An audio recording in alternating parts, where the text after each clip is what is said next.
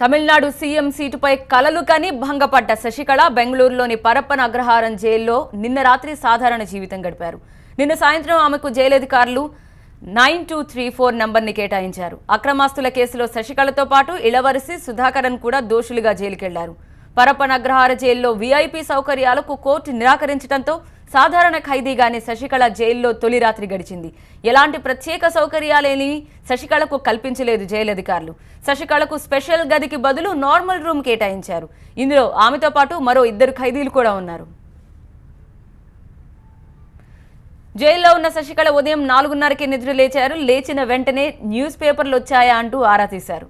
నిన్న రాత్రి బాగా పొద్దుపోయాక సుమారు 7 గంటల ప్రాంతంలో జైలు బారక్లోకి శశికళ వెళ్ళింది. ఈ ఉదయం శశికళ 6:30 టీ, 7 గంటలకు అల్పాహారం తీసుకున్నారు. నిన్న రాత్రి భోజనం ఆమెకు ఇంటి నుంచే ఒక చిన్న బాక్స్లో వచ్చింది.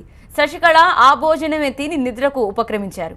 10:30-11 గంటల ప్రాంతంలో నిద్ర లేని కొద్దిగా మంచినీళ్లు కావాలని జైలు సిబ్బందిని అడిగినట్టుగా తెలుస్తోంది. అయితే ఆ తర్వాత ఆమె వాళ్ళు ఇచ్చిన మంచినీళ్లు తాగి మళ్ళీ నిద్రలోకి వెళ్లారు.